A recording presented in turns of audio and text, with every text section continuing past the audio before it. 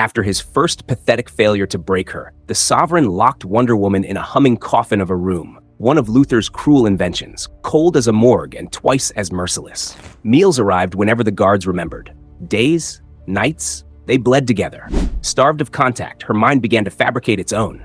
At first, whispers, then shadows, then Steve. In her mind, she wasn't a warrior anymore. She was a housewife. She smiled for him. Gods, she smiled, like a terrified woman apologizing for a burnt roast. And all the while, in the real world, her wrists were bound behind her, the lasso of lies biting into her skin and poisoning her thoughts. The Sovereign sat before her, tightening the lasso. "Wives, be subject to your husbands," he murmured, "as you are to the Lord." Diana's head sagged. I do not believe you," he smiled.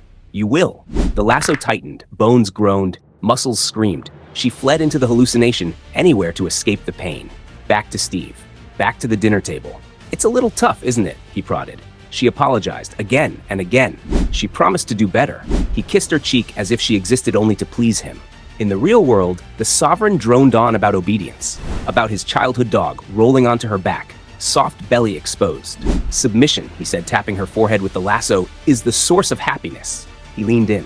"You want to be a good girl too, don't you, Diana?" Her voice cracked.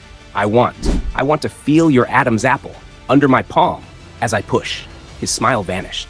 He poured wine over her head like a baptism in contempt, muttering verses about silence, modesty, obedience, about her being unfit for authority. Her mind fled again, vacuuming a quiet home, cooking eggs, a life she had never chosen, a life she had never wanted. She thought of the lasso, her mother's voice, the weapon forged of prayer and hope. It should never break. So why does it hold me? Why can't I fight? The Sovereign's voice rattled her skull, merging with the hallucination. "You are small. You are weak. You cannot save anyone."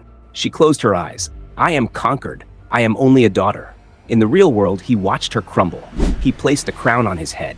"God sent a son to save us," he said. "Not a daughter. A daughter cannot save. A daughter cannot lead." He lifted her chin like a child. "You poor thing. You will always believe this." Inside the hallucination, a voice thundered. Diana. Her mother stood radiant in Amazon armor, tender, amused. "My darling girl. The child who wore a mask to win her tournament. The girl who defied me, defied the island, defied everything to chase the world beyond the sea. You were always told you were too weak, too gentle, too small." The Queen smiled softly. "But when, Diana, have you ever listened to me?" Something inside Diana cracked. Something holy, something unstoppable. Back in the cell, the Sovereign sighed. "Oh, for Christ's sake, Diana, isn't "you're a liar" getting tiresome?" Her eyes opened, bright with something fierce, ancient. "You," she whispered, "tiny man, I do not believe your words. I do not believe your God. I do not believe your fucking lasso." The room trembled. The lasso of lies snapped like brittle bone. She lunged. The Sovereign screamed for the guards. Her hand wrapped around his throat. "And I sure as hell don't believe in you." The door burst open. Guards surged, metal cracking against her ribs, skull, spine. She staggered, bleeding, exhausted beyond anything mortal. But she laughed. "Your toy broke, Your Majesty," she said, fists rising. "Do you have another?"